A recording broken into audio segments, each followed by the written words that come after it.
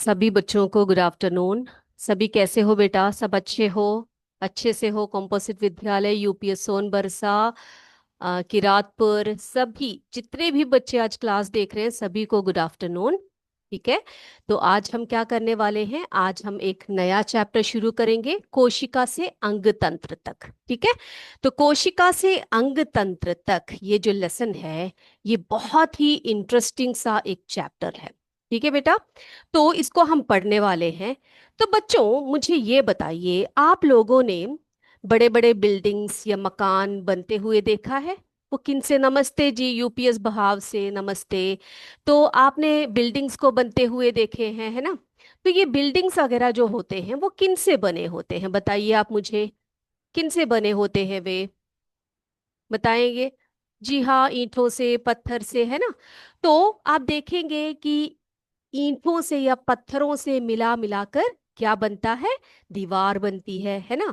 और दीवारों से मिलकर कमरा बनता है, और कमरों से मिलकर जो है मकान बनते हैं, है ना? ये तो सभी बच्चे जानते हैं, सब लोग जानते हो आप लोग। तो बेटा ठीक इसी प्रकार से हमारा जो शरीर है वो भी बना हुआ है। अब हमारा शरीर ईंटों से पत्थर से थोड़ी बना होता है।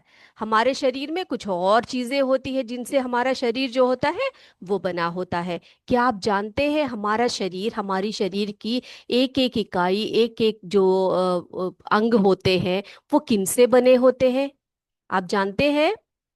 बताइए, जानते हैं आप लोग? जी, बहुत बढ़िया, बहुत बढ़िया। तो बच्चे बताइए, किससे बने होते हैं? जी हाँ, हमारा शरीर जो है किनसे बना होता है बेटा? कोशिकाओं से बने होते हैं, सेल से बने होते हैं, है ना? कोशिकाओं से बने होते हैं, जिसे हम अंग्रेजी में सेल कहते हैं। क्या कहते हैं उसको? हम सेल कहते हैं, है ना? अब देखो, हमारे संसार में, इस दुनिया में, जो सजीव जगत है, जीव जगत है, यहाँ पर जो है बहुत सारे जीव जंतु रहते हैं, है ना? और ये सभी जीव जंतु देखने में कैसे होते हैं? अलग अलग तरह के, अलग अलग आकार के होते हैं, है कि नहीं? और ये सभी जीव जंतुओं में जो जीव होते हैं, जो सजीव होते हैं, उन सभी में उनके अंग प्रत्यंग जो होते हैं बेटा, वो सभी कैसे होते हैं? जी हाँ, उनकी रचनाएं अलग होती है ना? संरचना अलग होती है। तो हमारे शरीर में बहुत सारे अंग होते हैं, है कि नहीं? हमारे शरीर में नाक है, आंख है, फेफड़े हैं, हृदय है, आमाशय है। बहुत सारे ऑर्गन्स हमारे शरीर में पाए जाते हैं, है कि नहीं? अब बच्चे, छोटी छोटी जो संरचनाएं हैं वो उनको कहते हैं कोशिका, है ना? और उन कोशिकाओं से मिलाकर क्या बनते हैं? ऊतक बनते हैं। देखो, सेल्स, है ना? सेल्स यानी कि कोशिका। कोशिका जब एक साथ मिलती है, बहुत सारी कोशिकाएं मिलती है, तो किसका निर्माण करती है? ऊतक का निर्माण करती है। और ऊतक से क्या बनता है? अंग बनते हैं, है ना?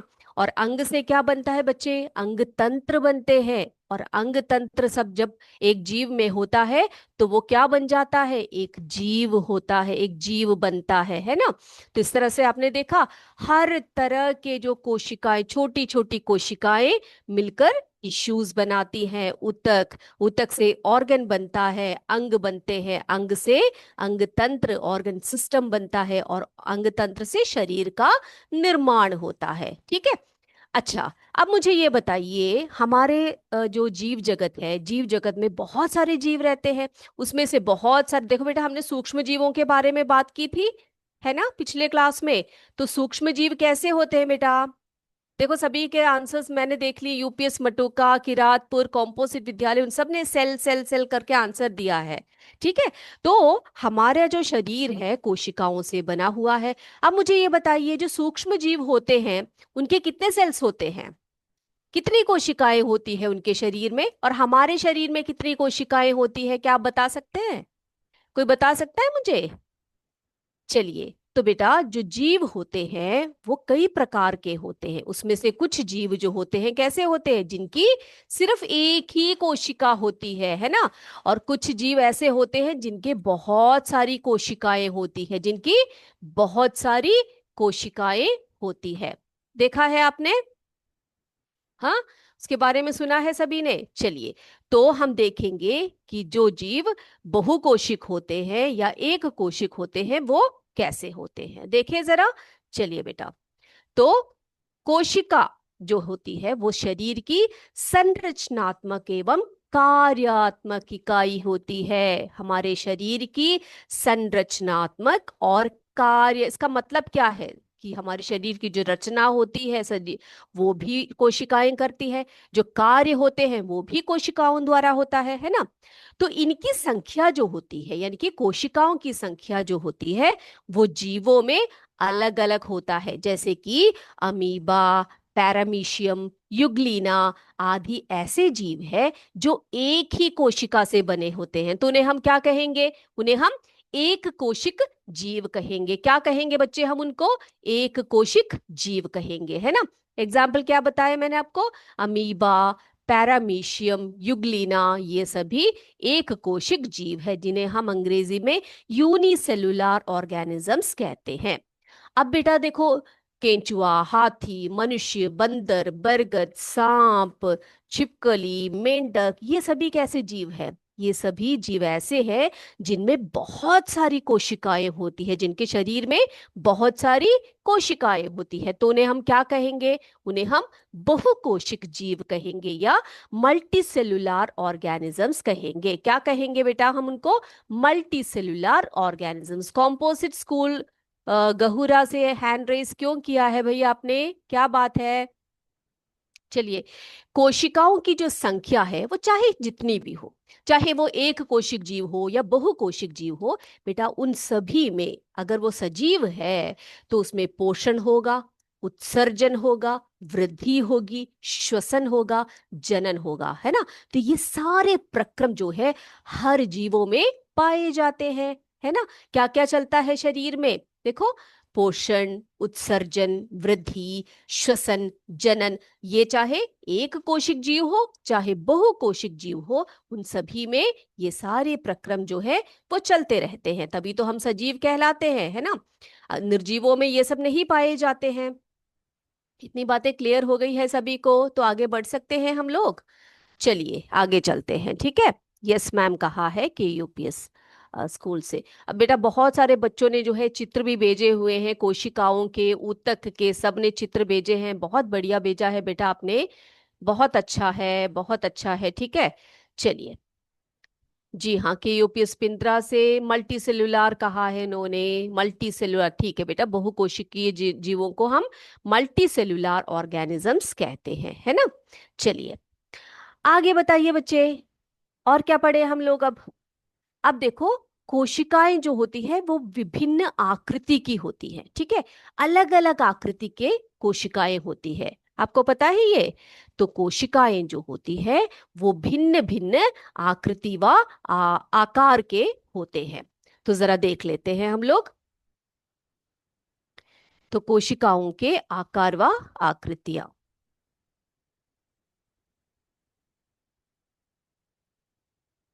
चलिए। कोशिका की आकृति एवं आकार में काफी विविधताएं होती है, यानी कि कई प्रकार के होते हैं। अब देखो, कोशिकाओं की एक विशेषता यह है कि उनकी आकृति एवं आकार एक समान नहीं होते। जैसे अमीबा, देखो आप अमीबा का चित्र देखो, अमीबा की आकृति कैसी होती है बेटा? अनियमित आकृति की होती है, यानी कि उनका एक रेगुलर शेप नहीं होता है ना। अब देखो यहाँ पर पैरामीशियम की आकृति दी गई है। पैरामीशियम की आकृति कैसी है? कैसी आकृति है पैरामीशियम की? जी हाँ, चप्पल की आकृति की है ना। किस कैसी आकृति की है बेटा? चप्पल की आकृति की है ना। तो आपसे पूछेंगे कि जो ऑर्गेनिजम्स जैसे कि पैरामीशियम और जो अमीबा है उनकी आकृति कैसी होती है, तो आप बताएंगे अमीबा जो है वो उसकी आकृति अनियमित होती है, पैरामीशियम की आकृति चप्पल जैसी होती है, ठीक है। अब देखो भाई, हमारा जो शरीर है, हम कैसे जीव हैं? हम बहुकोशिक जीव है ना। तो बहुकोशिक जीवों में जो हमारा जो शरीर होता है, हमारे शरीर में बहुत प्रकार की कोशिकाएं पाई जाती हैं। कई चपटी होती है, कई गोल आकार की होती है, कई अंडाकार में होती है, घनाकार, अनियमित आकृति, सभी प्रकार की जो आकृतियों की कोशिकाएं होती है वो हम में पाई जाती है, यानी कि बहुकोशिक जीवों में पाई जाती है ना।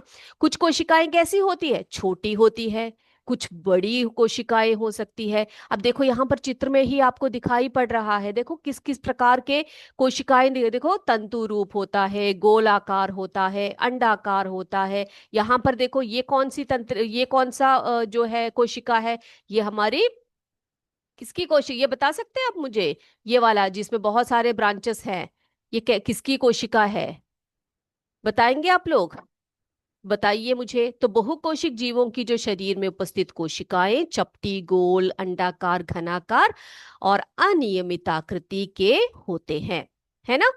चलिए आगे बढ़े। अब बेटा हमने कोशिका की बात की है ना। तो कोशिका जो होती है, कोशिकाएं जो होती है वो हमने देखा कि कई प्रकार की हो रही। कहाँ पर बारिश हो रही है भाई, भोरकला, यूपीएस भोरकला में बारिश हो रही है। चलिए, तो नेटवर्क इशू है। चलिए चलिए चलिए, देखो पीली कोटी आदमपुर से बच्चों ने जो है क्या भेजा है, पैरामीशियम और जो है अमीबा का चित्र भेजा हुआ है। सीएस खरदाना सेवापुरी से रोजी, रेनू, रिया, बेटा बहुत बढ़िया भेजा है आपने, बहुत अच्छे अच्छे चित्र भेजे हैं। ऊतक ऊतक बना के भेजे हैं और प्लांट सेल बना के भेजा, यानी कि पादप जो कोशिका होती है उसका स्ट्रक्चर बना के भेजा है। सब ने बहुत बढ़िया जो है भेजा हुआ है। ठीक है, अब जो है हम क्या देखने वाले हैं, कोशिका की संरचना जरा देख लेते हैं। ठीक है, क्या देखेंगे हम लोग, कोशिका की संरचना, यानी कि जो कोशिका होती है वो कैसी होती है, उसमें क्या क्या चीजें होती है, जरा देखें हम लोग। चलिए बेटा देखते हैं। तो यहां पर आप देख सकते हैं कोशिका जो है यहां पर दिखाई पड़ रहा है ना। देख रहे हो आप लोग, सभी को दिखाई पड़ रहा है बेटा। चलिए बताइए मुझे, क्या सभी मेरा स्क्रीन देख पा रहे हैं। चलिए बेटा यहाँ पे देखिए, तो कोशिका में क्या क्या होता है। तो यहाँ पर जो मैंने आपको दिखाया है ये एक पादप कोशिका का चित्र है। ठीक है, तो पादप कोशिका में आप देख सकते हैं क्या क्या है बेटा, यहाँ पर देखो कोशिका भित्ति, यहाँ पे देखो ये बाहर की तरफ को जो है ये है कोशिका भित्ति। ठीक है, उसके अंदर की तरफ कोशिका झिल्ली पाई जाती है। क्या पाई जाती है, कोशिका झिल्ली पाई जाती है। अब देखो बीचों बीच यहाँ पर है ना, जो पादप कोशिका होती है उसमें जो केंद्रक होता है जिसे हम न्यूक्लियस कहते हैं, वो कहाँ पर है, परिधि की और साइड में। जबकि जो जंतु कोशिका होती है वो सेंटर में पाई जाती है, केंद्रक। ठीक है, ये क्या है, ये केंद्रक है। और देखो इसके केंद्रक से जुड़ा हुआ ही यहाँ पर क्या है, एक जालिका है, इसे हम अंत प्रद्रव्य जालिका कहते हैं। और ये देखिए ये क्या स्ट्रक्चर है, ये है गोल्जी काय। क्या है ये, गोल्जी काय। ठीक है, अब यहां पे देखिए बेटा ये जो स्ट्रक्चर है ये है माइटोकॉन्ड्रिया। क्या कहा जाता है इसको, माइटोकॉन्ड्रिया। देन कोशिका द्रव्य, देखो कोशिका द्रव्य क्या है बेटा, यहाँ पर जो है इसके बीचों बीच यानी कि सेल जो होता है, कोशिका जो होती है उसके अंदर क्या होती है, एक द्रव्य भरा होता है, उसे कोशिका द्रव्य कहा जाता है। ठीक, और क्या होता है, हरित लवक। क्या मुझे कोई बच्चा ये बता सकता है कि ये जो हरित लवक होता है ये जंतु कोशिका में होती है कि पादप कोशिका में होती है, कौन सी कोशिका में जो है हरित लवक पाया जाता है बेटा, जिसे हम क्लोरोप्लास्ट कहते हैं, बताइएगा। ठीक है, अब ये देखो ये बड़ा सा जो स्ट्रक्चर दिखाई दे रहा है ये रिक्तिका है। क्या है, रिक्तिका है। ठीक है, और ये राइबोसोम, यहाँ पर जो है ये राइबोसोम है। तो आपने देखा क्या क्या स्ट्रक्चर्स है इसके, बताइए, कोशिका भित्ति, कोशिका झिल्ली, केंद्रक, अंतःप्रद्रव्य जालिका, गोल्जी काय, माइटोकॉन्ड्रिया, कोशिका द्रव्य, हरित लवक, रिक्तिका, राइबोसोम। तो ये सारी जो चीजें होती है, ये सारा जो स्ट्रक्चर होता है ये कहाँ पे पाया जाता है, ये एक कोशिका में पाई जाती है। इतनी बातें क्लियर हो गई है, इसका स्ट्रक्चर आप बच्चों को क्लियर है बेटा, हो गया तो मुझे बताइएगा। ठीक है, तो ये सभी चीजें जो होती है, ये सारे स्ट्रक्चर्स जो होते हैं ये किस में पाए जाते हैं, एक कोशिका में पाई जाती है। अभी अभी मैंने जो आपको दिखाया वो पादप कोशिका का चित्र था। ठीक है। यस। अब क्या बोला है, यूपीएस सायरा से, यूपीएस डोमेला से। बेटा मैं क्या करूं, आप कितने प्यारे प्यारे चित्र बना के भेजते हो आप लोग। सीएस आधमपुर से शिवा संजीवनी पटेल है। यूपीएस डोमेला से देखो कौन है, यूपीएस डोमेला से नीतू पटेल जी ने भेजा हुआ है चित्र। बहुत बढ़िया है बेटा, आप सब कितना अच्छा बनाते हो आप लोग। कलर भी बहुत बढ़िया किया हुआ है। जी हाँ, वैक्यूल न्यूक्लियर मेम्ब्रेन राइबोसोम करके लिखा हुआ है। किसने लिखा है, यूपीएस डोमेला से अगेन एक बच्ची ने और जो है चित्र बना के भेजा हुआ है। बेटा आप डायग्राम्स तो बहुत अच्छा बनाते हो, कोशिका में है ना, तो कोशिका में ये सारे स्ट्रक्चर्स जो होते हैं ये पाए जाते हैं। ये देखो एग्जाम में जो है ये बहुत इंपॉर्टेंट है, इसको पढ़ के जाना है, ठीक है। अब हम क्या देखने वाले हैं, जो कोशिका होती है उसमें जितने भी अभी मैंने आपको बताए ना, जो जो जो स्ट्रक्चर्स बताए हैं, उनके कार्य क्या क्या है आप जानते हैं, क्या कार्य करते हैं वे। चलिए हम देखते हैं। तो प्रमुख कोशिकांग, ठीक है, और उनके कार्य क्या क्या है जरा देखते हैं। तो बेटा यहां पे देखिए, एक एक करके हम देखेंगे। तो पहला है,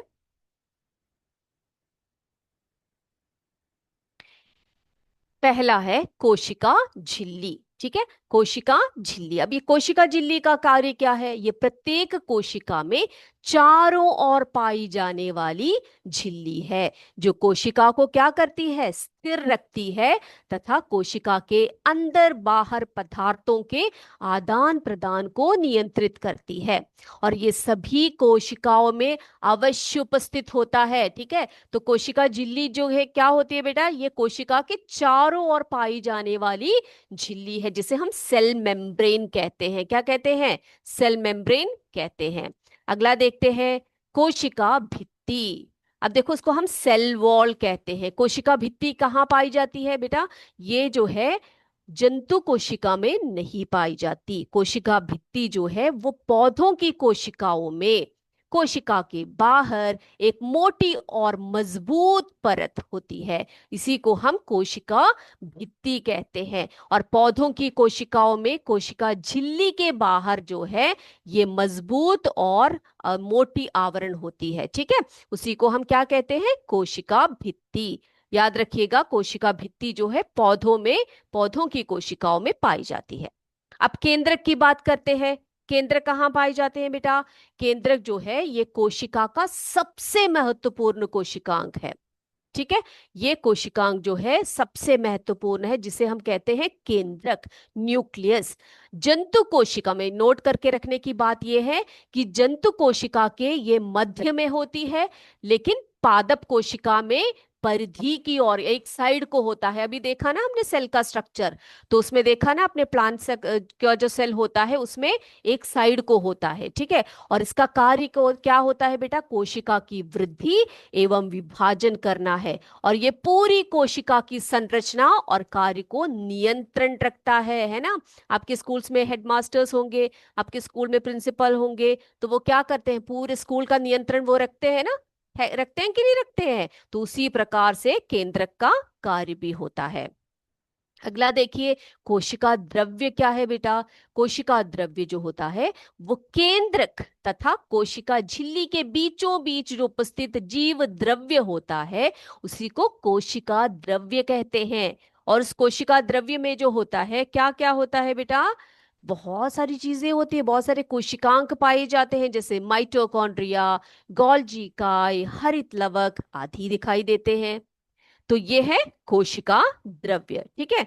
तो बेटा हमसे बहुत सारे दोस्त जो है यूट्यूब से भी जुड़े हुए हैं। अंकिता रतन पांडे जी के यूपीएस कमौली से, चंद्रगुप्ता आर्या जी, जी आपकी यहाँ लाइट चली गई है, कोई बात नहीं। विद्या देवी जी सीएस लतैया से, चंद्रगुप्ता आर्या सीएस मरौई से, चंदन कुमार जी, संगीता देवी जी, सभी को नमस्ते। सभी आप हमसे जुड़े हुए हैं, बच्चों को समझ में आ रहा है हम जो क्लास ले रहे हैं, बताइएगा, ठीक है, आपका फीडबैक दीजिएगा। तो चलिए बेटा, तो कोशिका द्रव्य तक हम लोग आज स्टॉप कर देते हैं, ठीक है। अगले क्लास में हम बहुत सारे जो अन्य कोशिकांक हैं उनके बारे में हम क्या करेंगे, चर्चा करेंगे। अभी हमारा समय हो गया है एमसीक्यू का, तो करें स्टार्ट हम लोग। चलिए स्टार्ट कर देते हैं, ठीक है। एमसीक्यू स्टार्ट करें बेटा, चलिए। सभी तैयार हो? एक मिनट। तो सभी तैयार हो जाइए, क्वेश्चंस आपके लिए रेडी हैं। यहाँ पर ये रहे प्रश्न। और ये जो प्रश्न है ना बेटा, ये पिछले चैप्टर के प्रश्न हैं आपके लिए। तो उसमें से हम पिछली क्लास में सैटरडे को हम लोग एमसीक्यू नहीं ले पाए थे, इसीलिए वो क्वेश्चंस आपके लिए है। पहला प्रश्न है, विषाणु कहाँ पाए जाते हैं? विषाणु कहाँ पाए जाते हैं? पेड़ पौधों में, जीव जंतुओं में, पर्यावरण में, उपरोक्त सभी। विषाणु कहाँ पाए जाते हैं? दूसरे क्वेश्चन पर चले। दूसरा प्रश्न है, मलेरिया किस सूक्ष्म जीव द्वारा होता है? मलेरिया किस सूक्ष्म जीव द्वारा होता है? जीवाणु, प्रोटोजुआ, विषाणु या शैवाल? मलेरिया किस सूक्ष्म जीव द्वारा होता है? तीसरा प्रश्न है, चीनी के अल्कोहल में परिवर्तित करने के प्रक्रम को क्या नाम दिया जाता है? यानी कि वो जो प्रक्रिया होती है चीनी का अल्कोहल में बदलना, उस वो क्या प्रक्रम है? किण्वन, नाइट्रोजन स्थिरीकरण, संक्रमण, मोल्डिंग? आगे चले। चौथा प्रश्न है, नाइट्रोजन का संवर्धन किस में होता है या कहां पर होता है? पौधों में, जीवों में, मृदा में, जंतुओं में? नाइट्रोजन का संवर्धन कहाँ होता है? ठीक है, प्रश्न समझ में आया बच्चों को? नाइट्रोजन का संवर्धन कहाँ होता है? चलिए आगे चलते हैं। डेंगू के वायरस का वाहक कौन है? डेंगू वायरस का वाहक कौन है? मादा एनोफिलिस, नर एनोफिलिस, मादा एडिस या नर एडिस? कौन से मच्छर जो होते हैं वो डेंगू वायरस के वाहक होते हैं? आगे चले।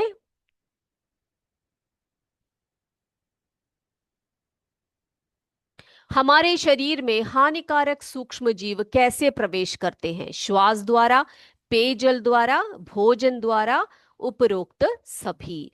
हमारे शरीर में हानिकारक सूक्ष्म जीव कैसे प्रवेश करते हैं? श्वास द्वारा, पेयजल द्वारा, भोजन द्वारा, उपरोक्त सभी?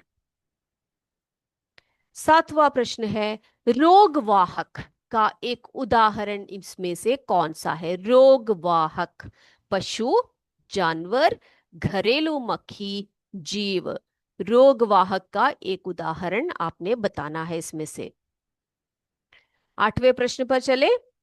आठवां प्रश्न है, सबसे पहला प्रतिजैविक सबसे पहले कौन सा प्रतिजैविक जो है उसकी खोज की गई थी? इसमें से कौन सा जो है प्रतिजैविक सबसे पहले खोजी गई थी?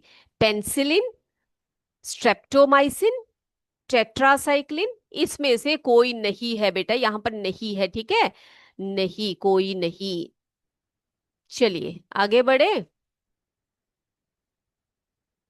आगे चलते हैं। नौवां प्रश्न, पोलियो का कारक है? पोलियो रोग जो होता है उसका कारक है वायरस, जीवाणु? वायरस यानी कि विषाणु है, ठीक है बेटा? वायरस, जीवाणु, प्रोटोजोआ या कवक? पोलियो का कारक है। चलिए 10वें प्रश्न पर चलते हैं। संचरणीय रोग कौन कौन से हैं? इसमें से संचरणीय रोग जो है वो कौन से हैं? हैजा, सर्दी जुकाम, चिकन पॉक्स, उपरोक्त सभी? संचरणीय रोग कौन से हैं? हैजा, सर्दी जुकाम, चिकन पॉक्स, उपरोक्त सभी? आई होप सभी के क्वेश्चंस जो हैं सबने आंसर कर लिए हैं। तो अभी सभी बच्चे आंसर देने के लिए तैयार हो जाइए। सो प्लीज अनाया, हमने जो पढ़ा कोशिका के बारे में, विभिन्न प्रकार की कोशिका,